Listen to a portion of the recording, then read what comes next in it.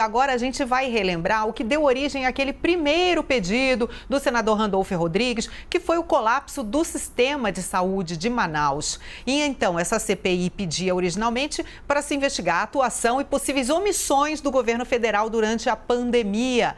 Roberta Russo conta pra gente um pouco da história de como a gente tem hoje a instalação dessa CPI relacionada a esse triste caso de Manaus. Pois é, Carla, muito triste. É um relatório do Ministério Público Federal do Amazonas que indica possíveis omissões e a lentidão do próprio Ministério da Saúde para lidar com o colapso no sistema de saúde no estado do Amazonas. O resultado, como a gente viu, foi devastador para aquela região. Vamos lembrar, em meados de abril de 2020, a taxa de ocupação de leitos de UTI na cidade já ultrapassava 90%.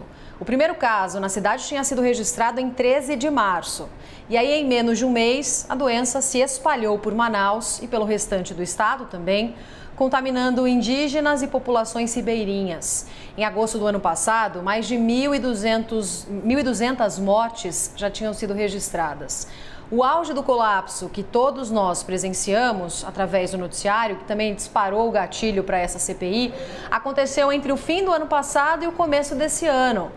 As cenas eram de hospitais lotados e falta de insumos, falta de oxigênio, que são essenciais para dar um tratamento digno para pacientes mais graves da Covid-19. Além, é claro, a gente tem testemunhas em filas, em hospitais, familiares e médicos desesperados atrás de cilindros para tentar salvar vidas.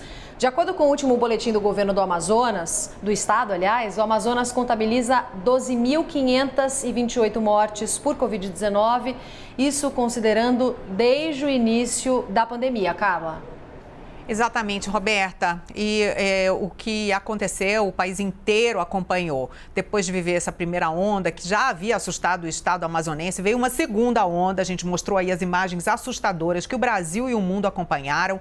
E aí, no dia 10 de janeiro, o Japão comunicou à Fiocruz que havia recebido amostras de viajantes brasileiros vindos de Manaus e que havia detectado uma nova variante do coronavírus. A Fiocruz, então, confirmou a presença dessa variante, que foi chamada de P1 e que rapidamente se tornou predominante em Manaus, no Amazonas e praticamente em todos os estados do país. No dia 4 de março, então, a Fiocruz divulgou uma nota técnica em que constatava a presença dessa nova variante em outros estados e indicava procedimentos para tentar conter a sua difusão por todo o Brasil. E o resto a gente já viu, né? A P1 hoje é uma das variantes mais temidas no mundo.